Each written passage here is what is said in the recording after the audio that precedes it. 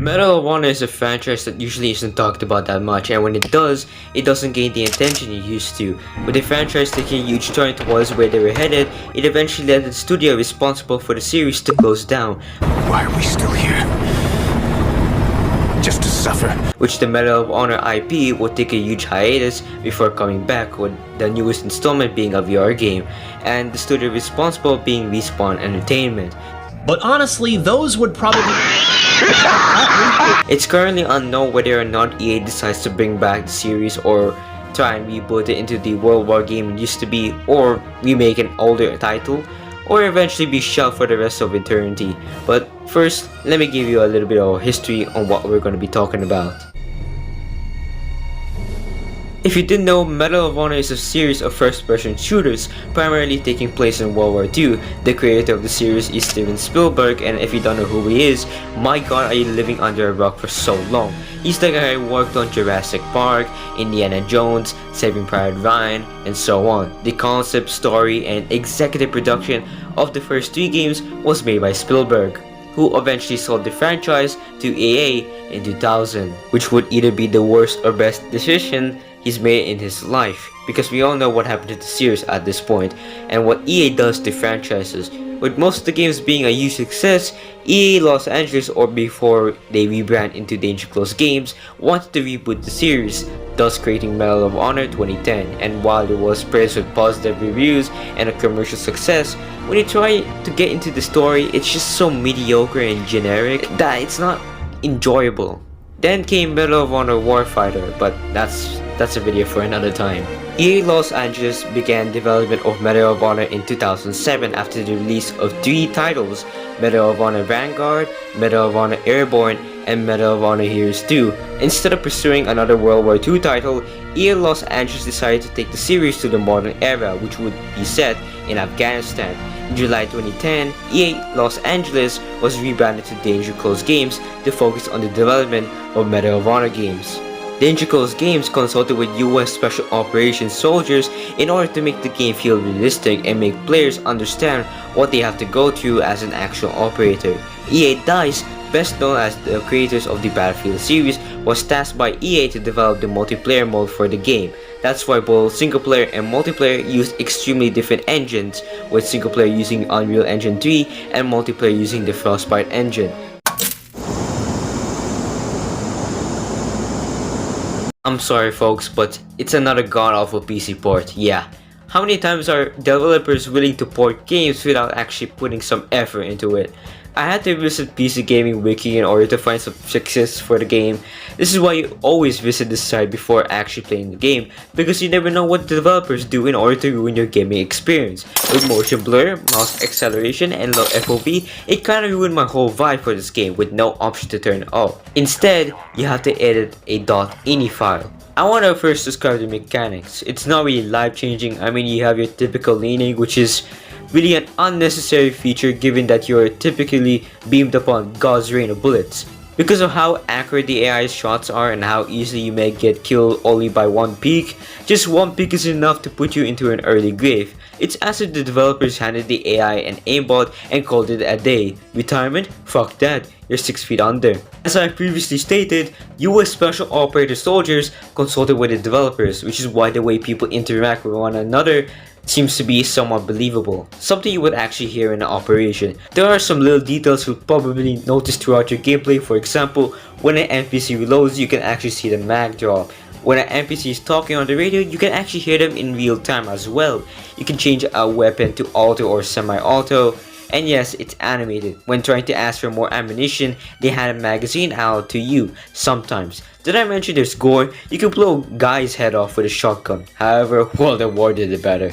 Sure, while I'm praising all these tiny details, it's still another heavily scripted game. We are forced to do this, do that, blow stuff up, and all these cliche tropes dumped into this game just doesn't make it any better. This reboot could have really tried something new. I mean, I'll give them credit when it's due. It's a game where you fight Taliban, and since you know it's a controversial topic, because you know politics, not a lot of games want to sort of tackle this. Now I want to point out that this game doesn't directly explain the plot to you. The last mission of the game and I'll admit, it's got a pretty sad ending. The title is self-explanatory. You have to rescue the remaining of Neptune who are taken prisoner until the Chinook gets attacked, leaving a few casualties. However, while trying to extract the remaining of Neptune, Rabbit gets shot, ultimately leading to him dying from blood loss. Rabbit! Get Rabbit free! Rabbit, let's get him up. Fucking hurry up, guys! Rabbit's lost a lot of blood. We need to get him out of here. Jimmy, Voodoo! Jimmy, this is Voodoo! Fuck! Cops not working in here. Come on! Fucking go, let's go! We're almost here. Jimmy, this is Voodoo! Go, Voodoo. We got him up in Rabbit. Keep it up, Moving Rabbit. back to Prowler's LZ. We need extraction now! Rocco, get to the LZ, Voodoo. We have visual. Rabbit's really fucked up. We're gonna need Cassavac for him. Roger that. Get to the helo. They have secured the perimeter. That is your extraction. Roger, Jimmy. Put him here. How's he doing? Hey, Rabbit, hang in there. We got you. We got you. Damn. This cabron is really tough.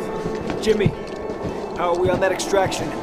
Mother, we're working on it. Doing good, brother. You're doing good. What the fuck, Mother? Where's our extraction? Jimmy, Rabbit is bleeding to death. Where the fuck is the extraction? Mother, this is Colonel Drucker. Night Stalkers are on the way. Coming from Kandahar. That's not gonna fucking work. Rabbit's hanging on by a thread. He's a warrior. He's gonna make it, Mother. They're en route. Fuck. Hang in there. He's gonna be okay. It's gonna be okay. What's the deal? We have to wait. Birds are coming from Kandahar. No. Jimmy, Voodoo. What the fuck is going on? Rabbit is gonna die if we don't get off this fucking mountain now.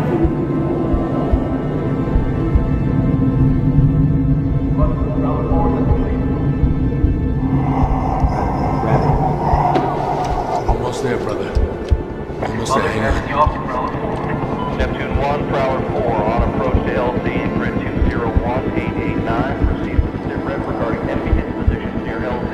Prowler 4, Neptune 1. No enemy. We're losing him. LZ is ice. Rabbit. LZ is ice. Rabbit.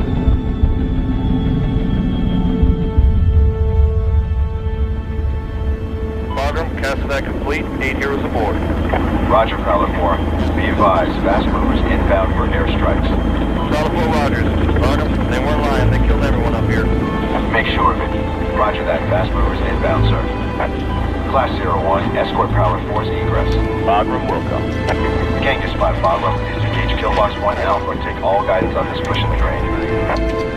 Bagram, get your spot, Rogers. Box away.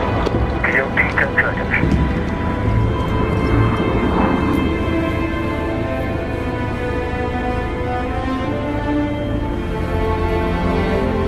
This isn't how this ends. No. It isn't.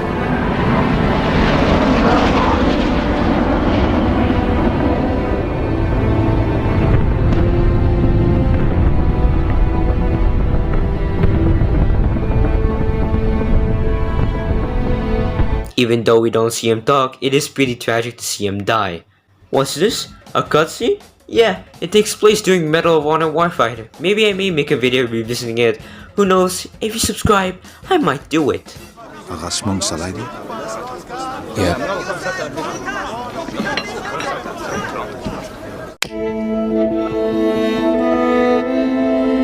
Moving on from the story, let's talk about the multiplayer. From what I'll say, it's questionable. It's pretty much a reskin of Battlefield Bad Company 2, and that was a pretty good game.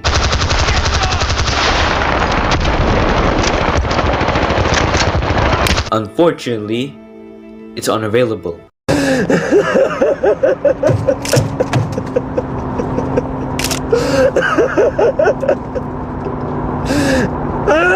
So basically, Medal of Honor's multiplayer is a sort of replacement for Bad Company 2, I guess. Now, I'll say this, the gameplay is alright, and again, since it uses Frostbite, you can expect destruction. Not a building crumbling down. Let's set the charge. Keep an eye on it.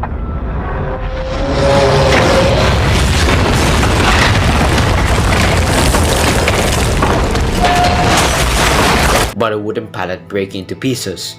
That's what you're getting. Take it or leave it.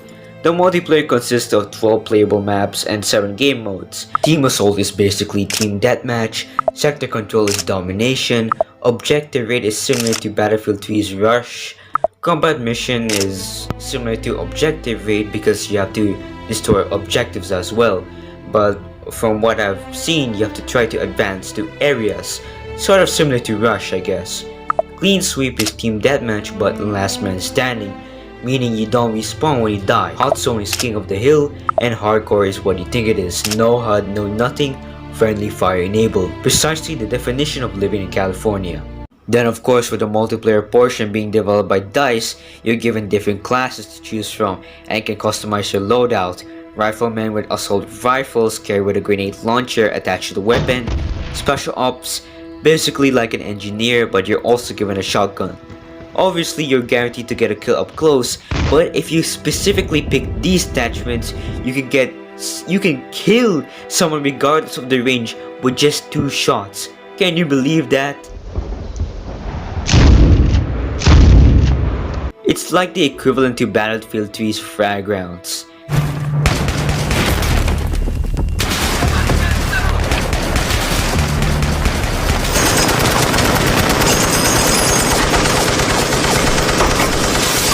As you can see, there's a little bit of a balancing issue. Just don't tell anyone about this, it's that overpowered. And last but not least, the sniper, which has a variety of snipers to choose from. This is just from experience, but the M24 is a pretty damn good rifle. Powerful and accurate, suitable for your hunting needs. What we do here is go back.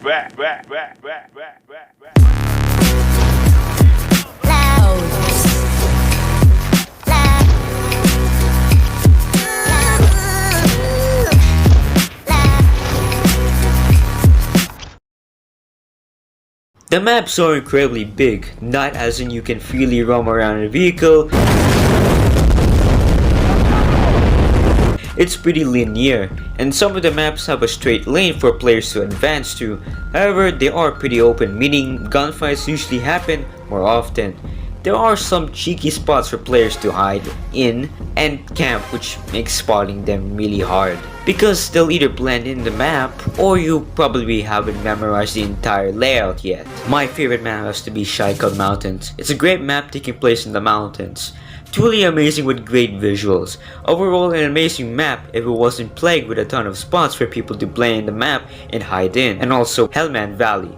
It's an incredibly long map with a ton of combat for players to chase after. With open areas, it's easy for players to spawn cap enemies and turn into a choke point if not tackled properly. You may be asking, how do I play multiplayer since EA shut down the servers? You've come to the right place, my friend. First, you need to own Medal of Honor on Steam. I highly advise you buy the game during sales, or you can just go to whatever search engine and type Medal of Honor 2010 repack. But you didn't hear it from me. And join the Discord server, which is in the description and pinned comment below. Once you've joined, you want to visit this channel, download it and extract all the files to the folder which has the multiplayer files.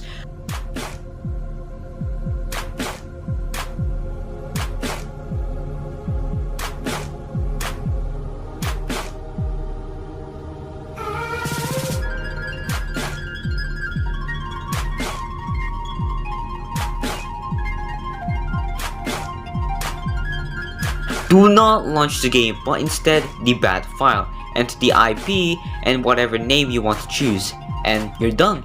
Connect it to the grid. It's that simple.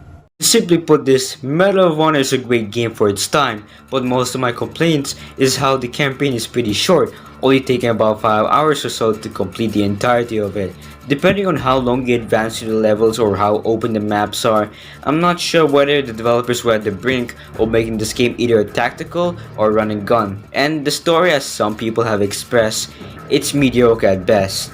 Their focus was on authenticity and realism, and it came to very well. It's not good or bad, but I've seen better first-person shooters with better stories. I do have to agree with them. I like to mention that this is my own opinion, so don't flame me in the comments. If you like the story, then that's fine with me. The entirety of the multiplayer is a mixed opinion from me. Again, I don't have a problem with it being on a different engine. It's aesthetically more pleasing than the single player with more visual effects to make it seem amazing. Graphically, I can't say much. It's just that it doesn't really fit or look like it's from the same game.